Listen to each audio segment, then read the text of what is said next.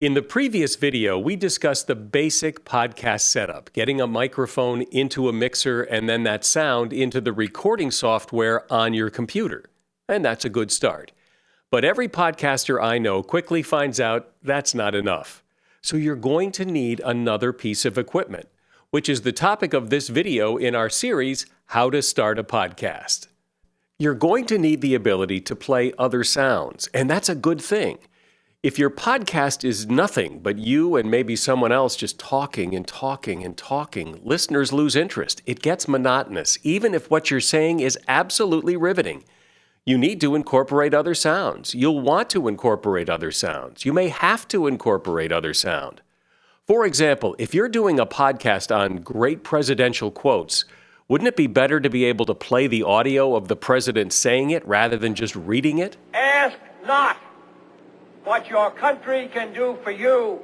Ask what you can do for your country.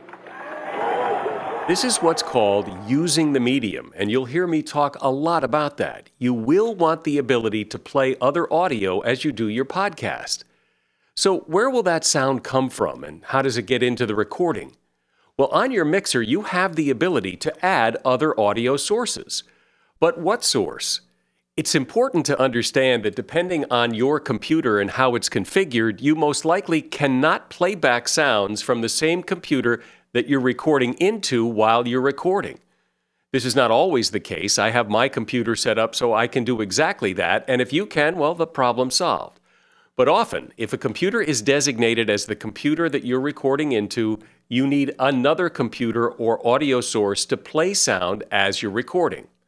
What's great is you can use a tablet like an iPad or a Windows-based tablet or even your phone as your playback computer by putting on a free piece of software that will give you all the versatility you need to play sound as you record. Now you first need to get a cable that goes from the headphone jack of the tablet to one of the open and available inputs to your mixer. Now, if you're using an iPad or an iPhone, you need an app from the App Store. It's called Instant Audio Cartwall Soundboard. If you're using a Windows-based tablet, you can use Play It Cartwall from playitnowsoftware.com. Just go to their website and download the program. Both of these are free, and there are other apps and programs you can use. Now, I'm going to use the Play It Cartwall for Windows to show you, but they all operate similarly. Here's what it looks like. It is a grid of empty boxes. So before you produce your podcast, you would load some of these boxes with your sound files, and you just drag and drop them over. I just drag and drop some music and some sound effects, and you put each sound file into its own box. You can then color code them, so all your sound effects are one color and music is another color. And then when I want to play it, I just click on it. So if I'm doing my podcast on presidential quotes, now I can actually play them and comment on them. Ask not what your country can do for you. I can also put my podcast opening music in here. And to stop any of the audio, you just click it again, and you can set it so it either stops instantly or it fades out. What you can do is create the files in your audio recording software like Audacity and then export them to the tablet or computer you're using. Different methods depending on whether you're using Apple or Windows.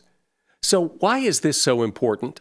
Well, sure, it's convenient. It gives me much more flexibility in what I can do as I record my podcast. But more importantly, as I said earlier, it makes it easy for you to use the medium. And this is so important. The radio industry has known this for years. You're working in the medium of sound. You need to find ways to incorporate sound into your podcast, whether it's music or comments or sound effects or on-location reports. Not too much, because it's really easy to overdo this, but adding sound makes your podcast more interesting. It just does. Now, you have a simple but versatile studio ready to go. I'm Mike Carruthers. Look for more videos in our training, How to Start a Podcast. Thanks for watching.